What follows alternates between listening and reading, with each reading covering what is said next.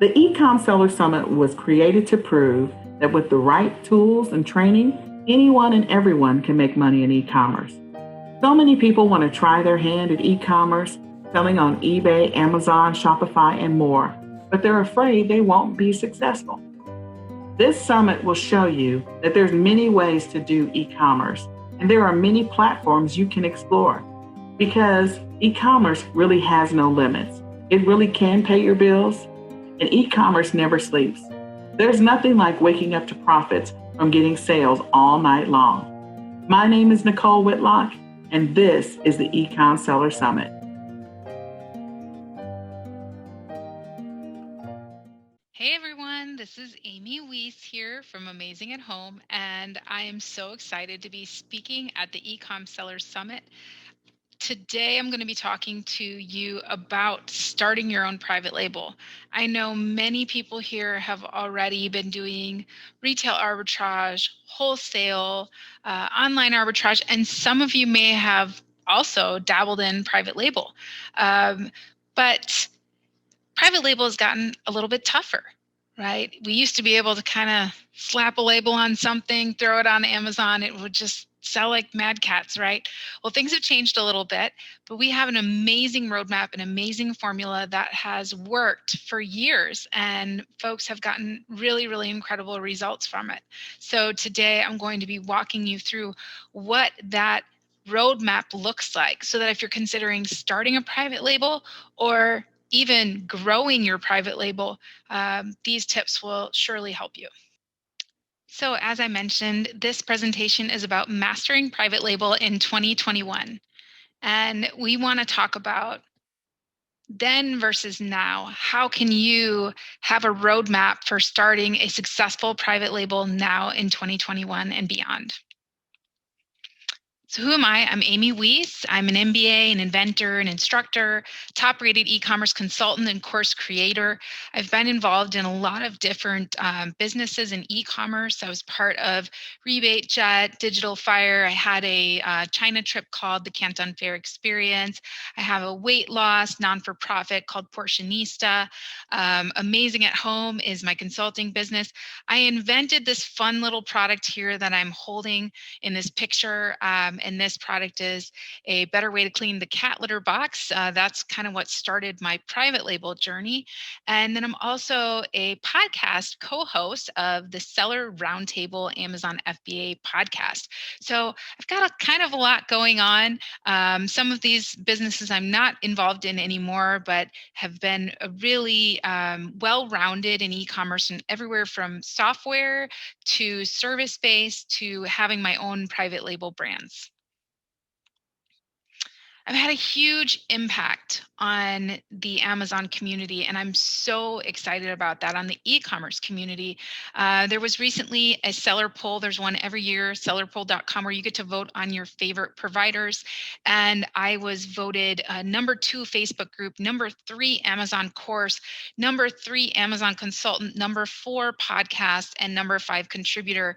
And this really, really surprised me, I guess, because I've just kind of kept my head down and was just working hard, and I had no idea that I was having this kind of impact. But I do get messages every single day from people saying how our content, my coaching, and our podcasts, everything that we do has really changed their businesses and changed their lives ultimately. So I'm really, really proud of everything that we've accomplished, and everything we've been able to help people to do. I can literally scroll through Amazon and see brands that I've been a part of on every page of every page one of each category. So not every page, that would be millions of products. I haven't been involved in that many, but hundreds I have been involved with, and it's just been such a pleasure. So I'm hoping that some of my experience can help you succeed as well.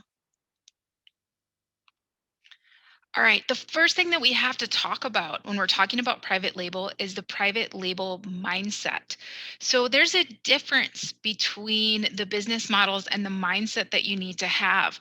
Often people will come to me and go, Amy, I really need money. I just left my job. I really need money. Like, I'd like to start a private label. And usually I tell them, hey, if you need money right now, you should probably do something like retail arbitrage, online arbitrage, wholesale, because you can easily flip someone else's products. It doesn't require you to build something first, right?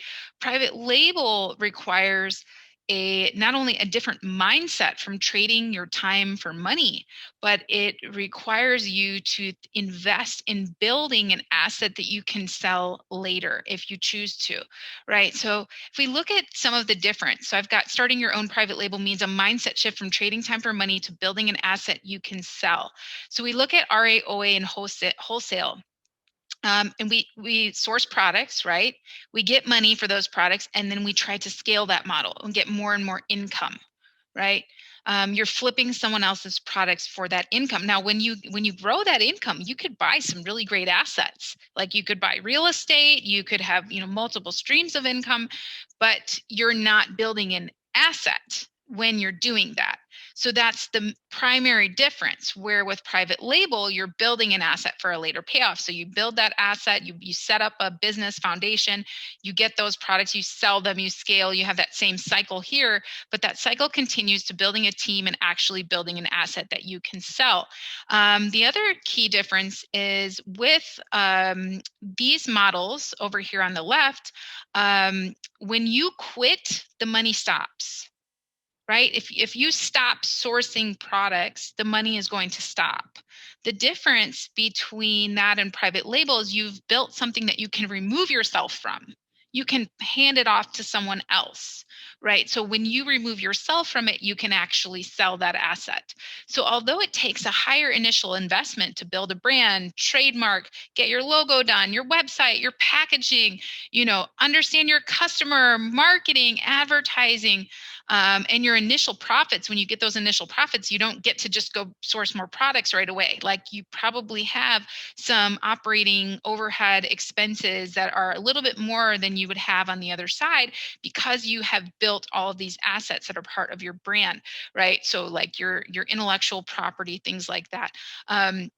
So it just takes a little bit longer in terms of initial investment to pay off versus just flipping products, but the difference is the end payoff is really good. So we've got on this side, we've got buy, sell, profit. That's kind of the cycle: buy, sell, profit, buy, sell, profit. And again, you can take those profits and invest those into assets, and that'll get you out of that cycle of buy, sell, profit, right?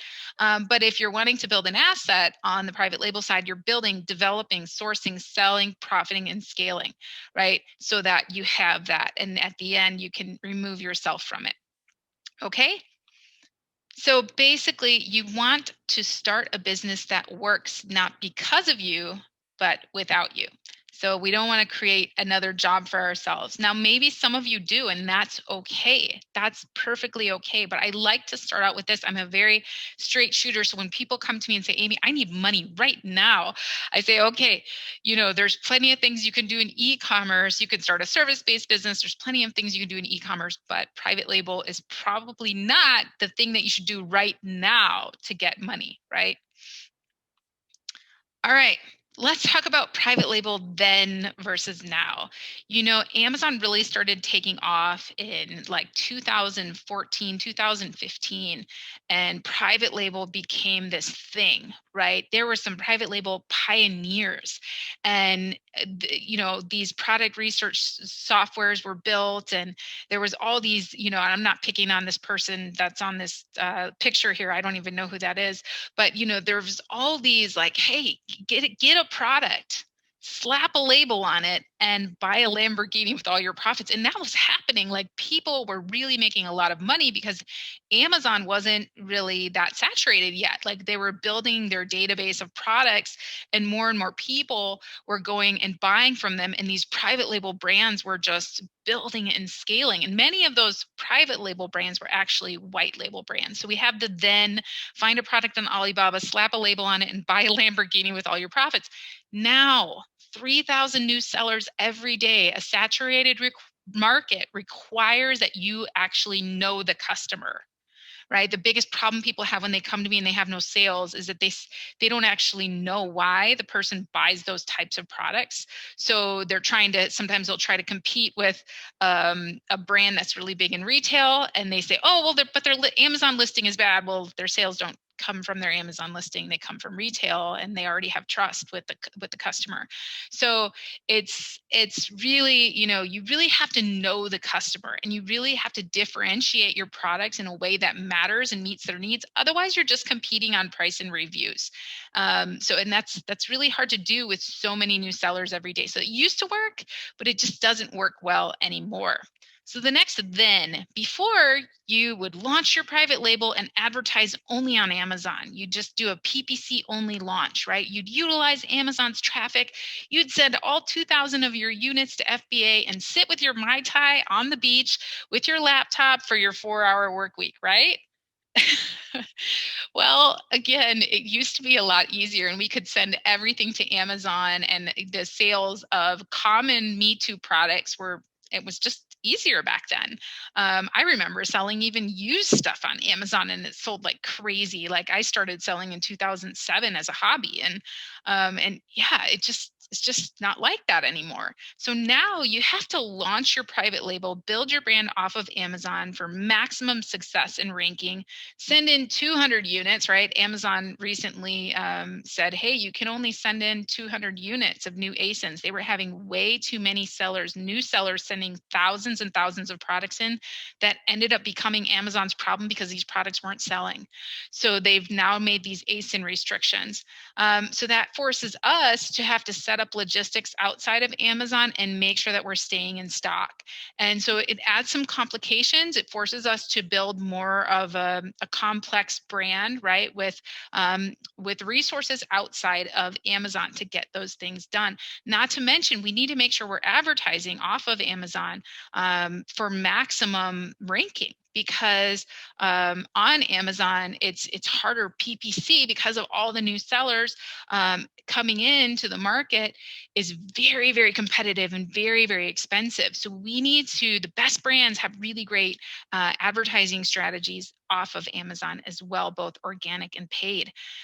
Then we could make up any brand name we wanted.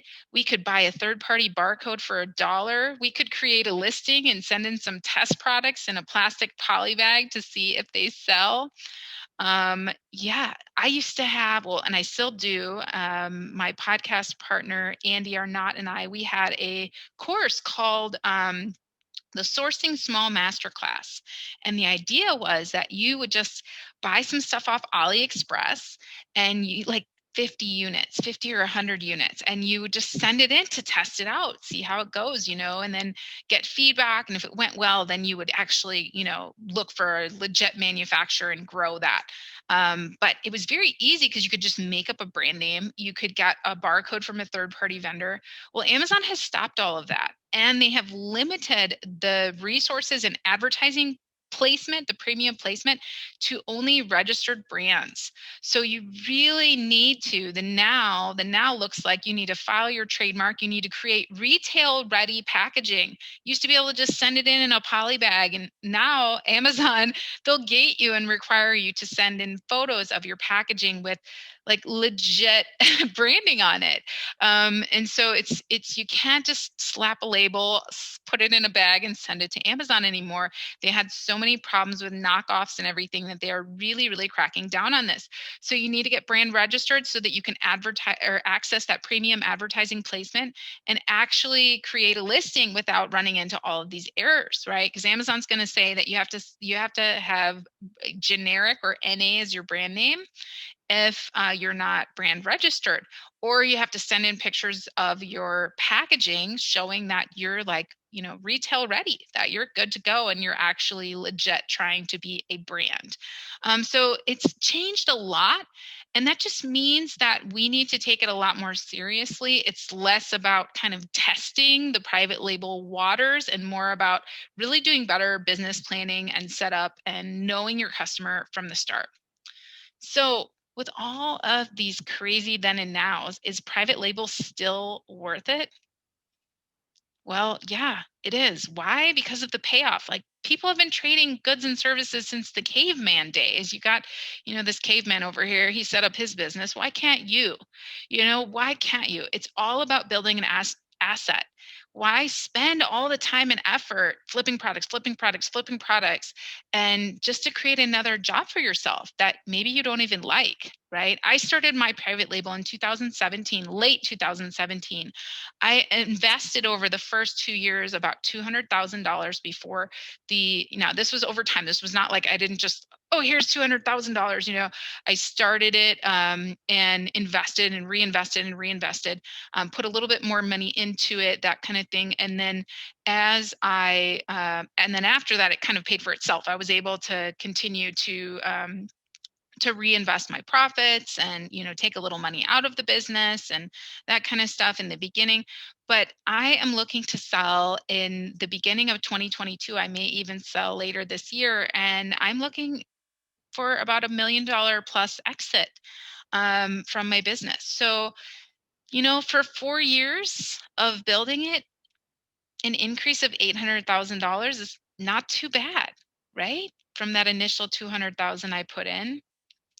I imagine what I can do with that. And what I'm going to do is play again. I'm going to play again in a new category. I'm in pets right now. I'm going to play again in a new category and build another asset.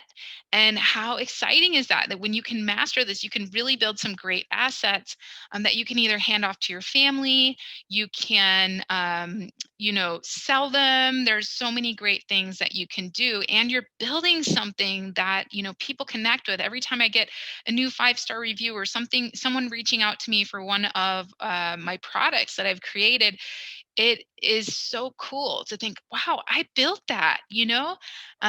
So I if I had spent all that time selling someone else's brand, I don't know. I would probably regret it. So I'm just so glad that I took the time to build it and I'm in this position now. But it is in the beginning it wasn't like, oh yeah, I'm just selling these products and just, here's my Lamborghini, right? Uh, I'm still working on that Lamborghini. In fact, I sold my car because I'm not really a big fan of driving. So we bought my husband a truck for the business, and now he drives me around.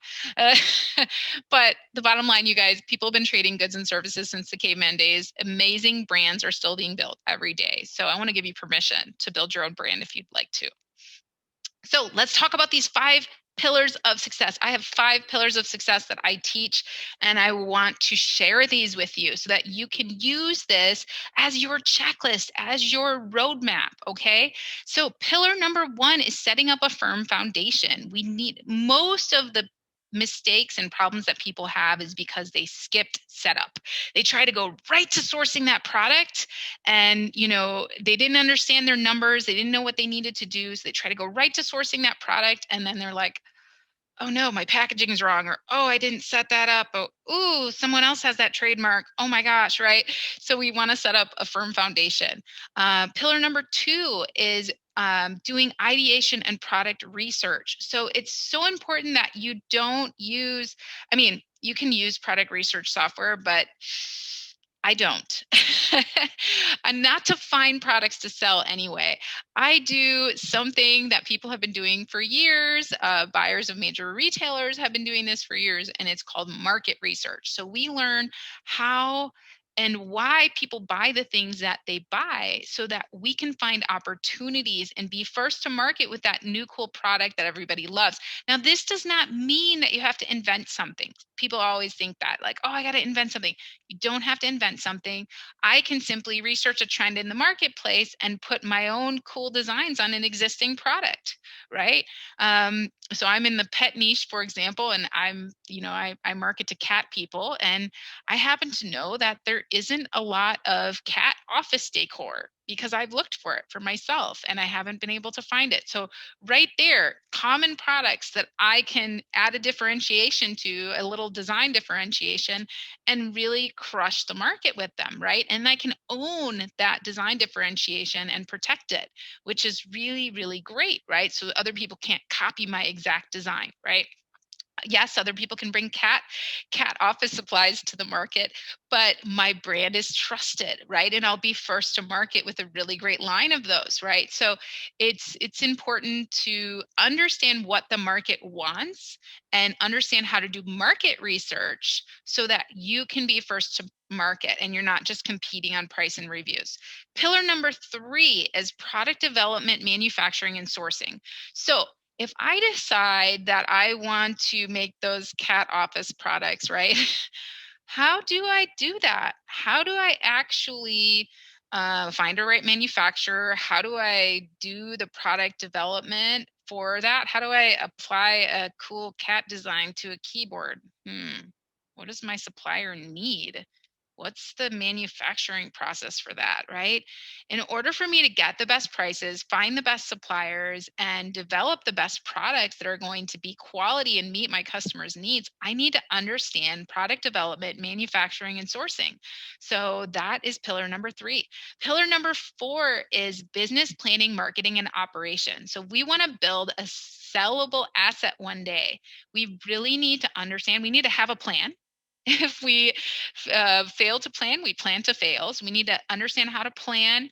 We need to understand marketing, right? To build a brand means understanding marketing and understanding our target customer, our target audience. When people come to me for launch, I tell them, okay, I want you to set up 3 forms of external advertising to Amazon. And a lot of sellers look at me with a blank stare and go, I can just do Amazon PPC. And it's like, well, you can, but then you're going to be competing with this sea over here of people, and you're, not necessarily understanding how to target your customer in a way that is really going to engage them and get them buying from you and not your competitors. So it's really important to understand not only how to plan for your future vision, how to market to your customers, who your customer is, but also your business operations. What kind of things should you be doing in your business on a daily basis? What kind of things should you be doing quarterly, monthly? How do you build that saleable asset? All right, pillar number 5, launch advertising and sales. So many programs skip this. Um, it's so important to plan your launch. It's so important to understand how to launch. It's so important to understand how to advertise. So many people come to me and say, Amy, I've spent way too much money on PPC. I don't know what to do, right? Well, if you understand the fundamentals of advertising and how to optimize your advertising, it's okay if you outsource that as you're building your brand. That's okay. But if you don't understand it, you're not going to be able to vet the people that you outsource it to either. So that's so, so, so important. And then sales. How do you make sales? How do you ensure profits? How do you track your key performance metrics? All of those things are so, so, so important to understand. So you can see after you set up your foundation, you kind of do that once, and then everything else you just repeat, right? So once you market and launch like a pro, you go back up to researching your market and finding opportunities, developing differentiated products, building and scaling your brand, then market and launching like a pro, and you just keep repeating until you're ready to sell. And that's it. So that's why we have these pillars, and we're going to get into each pillar. I'm going to actually give you my roadmap that I give to the folks that are in our mastermind and course, so that you can use these checklists yourself, or you can join us if you'd like. All right. The fear of no sales is so real.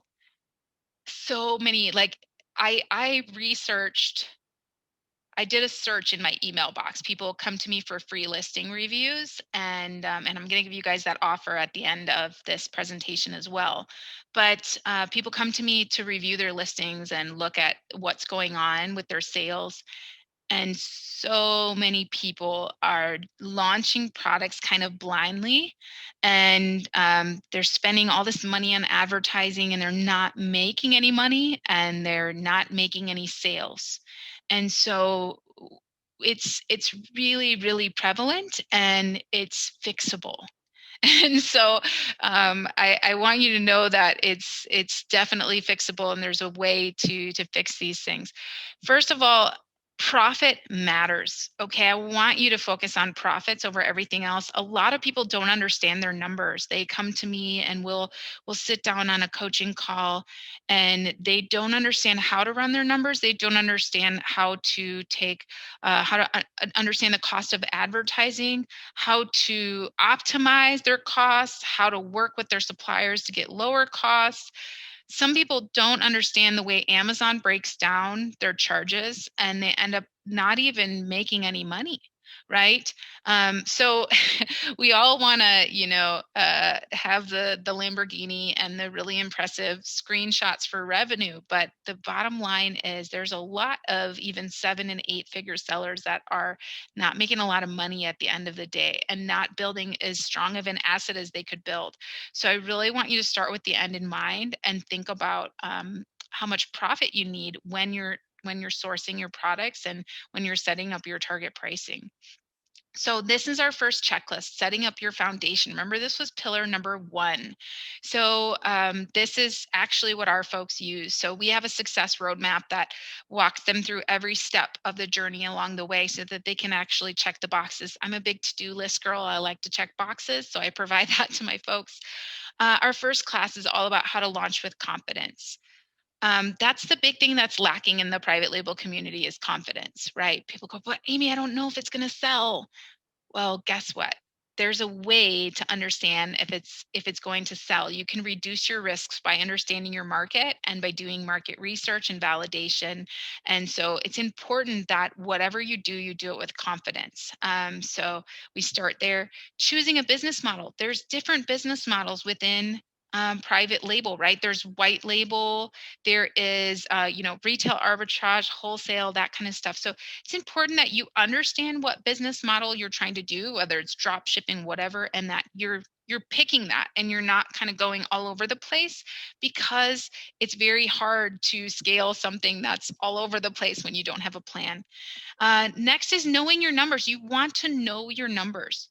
Understand how much money you can sell a product for, understand how much money you can source it for, understand how much your advertising is going to cost you, understand how much your overhead expenses and shipping is going to cost you. So important before you get into a product. Too many people source a product, pay way too much to their manufacturer, and then they go, I hope I can sell it for this much. And they can't, because the market price, of similar products is much, much lower and customers aren't willing to pay it. So we've got to know our numbers from the start. And then we need to understand our margins and multipliers. So if we understand multipliers, it's very, very easy to understand how much we need to source a product for. So we aim for a 7 to 10x multiplier. That means if I source it for $10, for example, I want for a 10x multiplier, I want to be able to sell it for $100. For a 7x multiplier, I want to be able to sell it for $70. Okay, so if my product price is $70, I can divide that by 7 and I can go, okay, I need to source this for not more than $10. Okay, so it's a great way to understand your margins and everything and leave enough space to scale your business. So we teach that from the very start, because if you know this stuff from the very start, it's going to set you up for success versus later on after you've sourced it from the manufacturer and you're like, oh my gosh, I spent all this money and I don't have enough money to scale, right? So then we have some additional classes. We've got mindset classes. We teach goal setting and task tracking. And we also teach about productivity and time management, because one of the biggest things that business owners struggle with is you get in this point where you're just putting out fires every day and you don't necessarily understand how to set your goals and how to focus on what you're doing and really move your business forward. So a big part of our core curriculum is helping people master goal setting, task tracking, vision, all of that, so that they're able to focus on what matters for their business and that whole 80/20 rule, right? So after we complete onboarding, then we can move on to our ideation and product research pillar. So some product research considerations for you. As I mentioned, you want to know, what can you sell it for? What's the market price of that product? Even if I'm putting cats on a phone case, right? If I'm doing a unique cat design on a phone case, I still need to be competitive with other phone cases on the market, right? I can't just sell it for $50 more and expect the customer to pay that. So I need to look at what is the market price for the product that I'm trying to sell. And then we need to look at, can we control the price? Can we control the price of this particular product? So, what does that mean, controlling the price? If I put cats on a phone case, if there's a bunch of other people that can copy my same exact design, I can't control the price. If they put a lower price than me on the market, they're going to be able to capture the customer. So if I can't protect my differentiation, I can't control the price. So the next consideration is, what is the cost to manufacture the product? So again, if we go back to my cat phone cases, um, if I know I can sell it on the market for $10, I probably want to source it for not more than $1, at least for me, my 10x multiplier, right? So if I can't source it for a low enough price, it might not be worth it to add it to my product line, right? I need to know, what is the cost to manufacture that product. And then finally, can I get a 7x minimum multiplier? The reason that we do 7x minimum is because this is the gold standard, and I eventually want to scale my products beyond Amazon into retail channels. If I'm selling my products wholesale to distributors and other retailers, at a 7x, I actually have space. Most Amazon courses teach a 3x. So they say, okay, you source it for $5, you sell it for 15.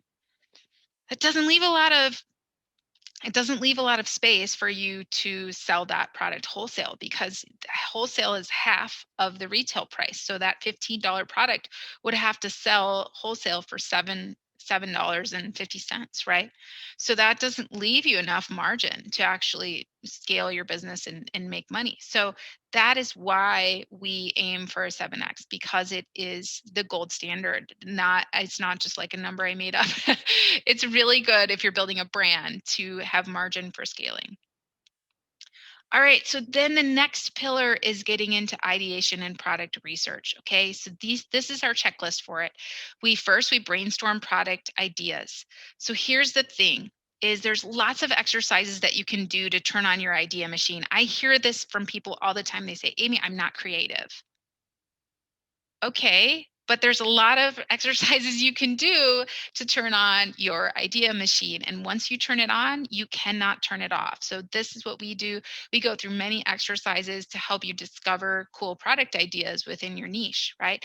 Then we do market research and competitive analysis. So after we do get some ideas flowing, then we actually look deeper into the market. We understand, okay, why do people buy these products? And what opportunities are out there in my niche? And then we get into competitive analysis. So, all right, I'm going to put cats on the phone case because there's not a lot of really cutesy cats on phone cases, and people like phone cases and they like cats. Okay, I did the market research, I discovered the niche, there's an opportunity there, but what about competitors? So here's where I look at other phone cases on the market. Are phone cases too saturated? Is the price too low? What can I source it for? What can I sell it for? All of that. I'm looking at competitive analysis to really see. And this is where I will sometimes bring out the product research software to see, okay, well, what kind of volumes are phone cases selling? Is the opportunity that I'm seeing in my market research, can I validate that opportunity? Then we have some exercises where we actually refine our ideas.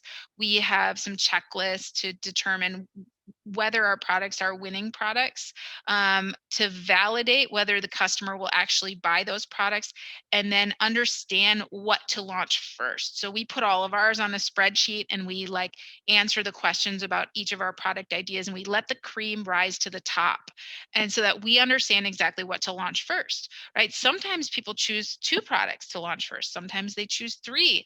Sometimes they just have trouble choosing one. So what we want to do is give you confidence to choose one. And then our additional classes is product specs. how do you actually identify your product's requirements? So if I'm gonna do that phone case with cats, I need to know what kind of phones do I want to make this phone case for? iPhones, Androids, Samsungs? What size? What material should it be made out of? How wide does it need to be? How tall does it need to be? I need product specs so that I can communicate that with my suppliers during the next pillar. Also, we cover intellectual property because I might wonder as I'm coming up with these product ideas, ooh, would I infringe on someone's patent? Do I need a trademark? Can I protect my idea in China? So we cover all of that as well, but those are some things that you may want to research. So, the importance of product development, I just wanted to point this out to you. If I'm launching a toiletry bag, very saturated market and a market where the customer clearly shows us that they want to pay $12.97 since this one is selling the best in the category, right? The ones that are more expensive, higher branding are not selling well at all, right? So we want to understand if this one is selling well and they can control the price at $26.97 because they have side pockets, they have a hanger here, they've got this, this handle. It's a little bit different. They have an outer zipper, side zippers. So they have developed a product. They've differentiated. They've been able to protect their price. So it's really, really important to understand how to develop a product. If I don't understand how to develop a product, how am I supposed to bring this differentiation to market? So that's why we teach it as a pillar. The other thing is currently what's taught out there is like, okay, just find it on the product research software and then go on Alibaba. But a lot of the suppliers on Alibaba are not even suppliers, they're third parties just listing products. So, do you know how many tens of thousands of suppliers are outside of Alibaba? Do you know how to vet your suppliers? Do you know how to prevent your supplier from competing against you with your idea? These are really, really important considerations and things that we teach in depth. We give checklists. We tell you exactly what questions you should be asking your supplier. We teach you how to vet your suppliers, all of that. So it's really, really important that you learn how to do that because it can make all the difference in protecting your differentiation and in developing an awesome product. So the other thing is negotiation, getting the best price. So many people are like, Amy, there's no way I could ever get a 7x multiplier. There's no way, it's crazy, right? But if you understand manufacturing and you understand how to talk to your suppliers and how to build relationships and how to vet your suppliers, you can get amazing prices because your supplier is your partner. If you understand how to negotiate instead of just clicking the button on Alibaba and chatting with a supplier and saying, how much is that? You're going to change the way that you source. You're going to change your costs. You're going to set up your brand for success. So we've got to understand manufacturing in order to negotiate competitive prices. I give you an example here of one of my products. This one's at a 5x multiplier. It caught at Okay, so this is the same product before and after I improved the pricing on it.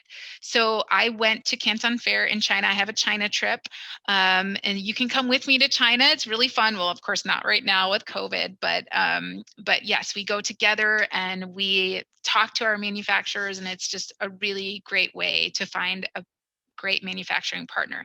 So this was a product that I had sourced myself, and I went to China. I found a manufacturer, I had some conversations, really stepped up the manufacturing process, and I was able to improve the cost to make it from $6 down to $1.68. I was able to improve my shipping costs from $1.50 per unit down to $1 per unit. And then my Amazon fees are about $15 total for selling and shipping, and so my total cost went from $23 a unit down to $18 a unit. And then I sell this product for $38. And so my profit went from $15 a unit to $20 a unit before advertising. So then I subtract my advertising costs for the month, and I sold 90 units of this. Is just one variation that I'm breaking down, right? Variations are great ways to grow your product lines in a very easy way. But I subtracted my advertising costs, and if I spent 32 hours working on this product, I would be able to pay myself $13.38 an hour. But after I reduced my cost, I was able to pay myself $40 an hour, right? If we're looking at this like like a job, right? Like an hourly wage. But it's a fun way to run your numbers, because if you run your numbers and you go, wow, after advertising and everything, I'm in the negative. I can't even afford my business. Then it helps you understand if your business is profitable and scalable. So we definitely teach you this from the beginning, but look at the power of negotiation and understanding, working with your manufacturers and understanding how to source.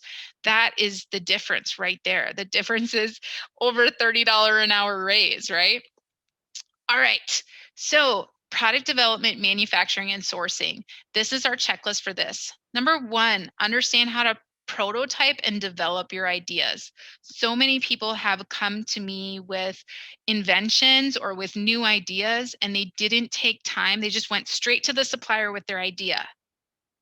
Well, the supplier doesn't have your specs. They don't know what you need. They don't know if it's going to work in practice. So they're going to overcharge you for it. So you need to understand how to prototype. You need to understand how to hire a product designer if you need to. You need to understand how to do all of that. So we cover all of that so that you can really develop your products with confidence and understand the resources that you need. Then understand your manufacturing process. That's the next step. It's so critical, because if you don't understand how your product is made and the materials it's made out of, then you can't have a great conversation with your manufacturer. So it's really important to understand not only manufacturing, but how your product is made so that you can find suppliers. And then sourcing your product with quality control. How many people have said in the Facebook groups and stuff like, I put in my order and they got to Amazon and Amazon shut down my listing because, the product was really bad quality or something went wrong with it. You know, it's so important to start with quality in mind from the very beginning, to find the right manufacturing partner, understand how to evaluate your suppliers, how to visit the factory both virtually and in person. I understand we can't visit in person right now, but you can do that virtually. So we cover that. Understand how to negotiate and what to negotiate, understand how to work with sourcing agents and the different types of sourcing agents and how you can utilize those if you would like to. Understand quality control and inspections, how to set up a proper inspection, what to expect from your inspection. What if your inspection fails? What do you do? How do you work with your supplier? All of that, right? So hopefully this checklist helps you there. So then the other things you need to do is be able to complete your spec sheet, understand how your product will be launched. So we have a little launching an e-commerce class here because it's good to visualize your launch when you're going through product development, manufacturing, and sourcing. Why? Because you're going to need to have your packaging done. You're going to need to be thinking forward to your launch, right? What about your inserts? All of that. Like, what does that look like? So it's good to think forward into your launch. Designing your packaging. This is a huge thing that people they source. They're like, okay, found a supplier, good to go. And then their supplier will ask them, okay, like, what do you want us to do? Where, like, how are you gonna put this in a? Are you just gonna put this in a bag? And you're like, I don't know. I know when I first started, I was like, I don't know. I don't know how to do that. Right. So we have like in-depth packaging design classes, and we teach you how to, like, what to think about for packaging and what elements it should have, so that should Amazon gate you suddenly after you start selling, you have no problem sending them a picture of your packaging because you are legit. And that packaging can very easily sell in retail and look super retail so that it gains customers' trust even on your Amazon listing. Shipping and importing. This is another thing that people don't necessarily understand from the beginning, and it can really affect your costs, as I showed you on that last slide. So we teach you all about that. And then understanding intellectual property. Again, we're revisiting, because as we're developing products, we want to make sure that we're protecting our ideas, but then we're also not, we're avoiding infringing on others' ideas. All right, so we go back to that private label mindset, right? Because the next pillar is setting up your business. So we want to build a real business, and that requires planning, vision, and a path to success. So we have a whole just a whole pillar on this. And so what you can do is also use this checklist, right? You want to plan your business and set your goals. You can do a business plan. Score has a free business planning template that's really, really great. You want to plan your year. You want to set up, make sure that you're goal setting and task tracking, maximizing your time, understanding how to finance your business. Because maybe after you do your plan, you're like, oh, wow, to scale this thing, I'm going to need some capital. How do I do that? Understanding marketing and content creation.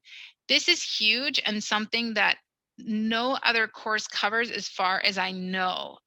But what is marketing and what does it mean for your business? Who is your audience and where are they located? Where do they hang out? If I asked you to pick 3 sources of external traffic during your launch, where would that be? Would it be on Reddit, Pinterest, Facebook, Instagram, in catalogs, mail marketing? Where's your, and is there a specific location? Are your customers in Florida or Texas or on waterways, or you know, do they shop in retail for this product? Where are they? So many people, for example, launch home decor and they don't launch on Wayfair, and Wayfair is a huge source of home decor products for US based buyers. So it's so important to know where your market is so that you're launching in the right place. The right place might not be Amazon. The right place might be Etsy or eBay or Lowe's or Home Depot, or there's so many different channels. So it's so important to understand your audience. Branding. What is branding? Logos, taglines. What are all those things and why do they matter? And how do you set up your brand to connect with your customers so that, again, you're building a saleable asset? Your website and social media. Your website is your 24/7 sales page. Utilize it, create it from the start to be amazing, right? What social media should you be present on? Well, my answer to that is all of them. You want to own your alias across all of the social media channels, but initially you just want to pay attention to the ones that really matter after you own your alias, because you don't want, if I launch my brand and it's Amy's Cups, right? I don't want someone else to own Amy's Cups on Instagram and be posting something totally unrelated to my brand and there to be customer confusion. So that's why we own the alias across all of our social media channels, and then we build the ones that really matter to our customers. Understanding how to build your audience, how to create content that matters to them, how to do sales and sales funnels, and then how to get media recognition. Media is so, so important. And then business operations and scaling. How do you manage your day-to-day operations? How do you scale your business? How do you do monthly planning? How do you outsource and hire? We got to build a team, right? So that we can remove ourselves from the business. No one wants to buy something that only depends on you and only you know how to run. We've got to build SOPs. We need to make sure that we're actually building that business. And then mindset and focus, again, so, so important to always be visiting your mindset and your focus. And then how to sell your business. This is the part where you should always start with the end in mind and think, okay, even if I'm not going to sell it, how can I make sure that it is sellable, right? That it's handoffable to someone else, that I can take myself out of it should I need to. So after this, your brand is born. And remember this, these no sales, Amy, I don't know what to do, right? If you understand why your customers buy your products and launch and market to them, you're not going to have these same nightmares, right? Because you're already going to know, you're going to have done the market research. So you're going to know that your customers are excited to buy this product. You're going to launch with confidence. And then when you launch, you're going to have a plan. And having a plan when you launch is so important. That's why it's our last pillar. So launching, advertising, and sales. So prepping for your product launch. So many people just go, okay, my product arrived at Amazon. What do I do now? And we're like, wait, you didn't plan this, right? Okay, so we need to create our listing. We need to create our shipment. We need to have a PPC and advertising strategy. We need to be able to set up our PPC and understand how to optimize it. We need to set up external traffic. And then after that, we need to understand the phases of launch. We need to execute the launch so that we can get that continued sales growth. So we do launch phases 1 and 2 and launch phases 3, which is exactly that. Launch phases 1 and 2 is getting your initial reviews, really getting that initial traffic, setting up your PPC, and then launch phase 3 is optimization and continued sales growth. So we actually have a 140-page launch guide that's like step by step everything you need to do. But then our business booster classes is we actually have a full listing optimization masterclass because this is one of the core fundamentals of selling online, period. Your listing is everything. It is everything. It's how you get found and it's how you convince customers to buy. And right there is how you make sales. So period. So, and then we have a Google Ads masterclass, understanding how to run Google Ads to Amazon. We have a lot of external traffic classes, so chatbots, Facebook ads, Pinterest, Shopify. And then we actually have a class on avoiding Amazon suspensions because these are the things that people are all scared of, right? But yeah, it's actually pretty easy to avoid and you can follow some simple rules. So that's it, you guys. That's it. I thank you so much for listening today. You now know how to master private label in 2021. What are you going to do about it? So, there are a couple of ways that you can access all of this in depth training, all of our checklists, everything. You can join our mastermind group. To access everything, our entire course library, it's a $299 a month fee. So, all Access Pass members have a very special discount code in their paid area. But anyone who would like to join, you can go check out our mastermind group at amazingathome.com/mastermind. I look at some of the other masterminds out there and they don't include access to an entire course like this. And they're charging sometimes, $600 to $1,000 a month. And so it's really great to be able to offer this to you for just an amazing price. And we also do group coaching and we have smaller mastermind groups to help people kind of really focus and move them forward. And then I have one more offer for all of you guys. If you have a listing on Amazon, on any of the other channels too, if it's not doing well, I don't specialize in eBay or any of the other, but if you have a listing on Amazon and you would like me to take a look at it, if your PPC is not working, if you're not getting the sales that you would like to get, you can go to amazingathome.com/listing-review and I will review your listing. I will send you a video, me reviewing your listing personally and telling you exactly what you should do to improve it. Okay. So I hope that this has been super helpful for you. I hope this checklist will help you in really getting your products from concept to launch and building your brand. And thank you so much.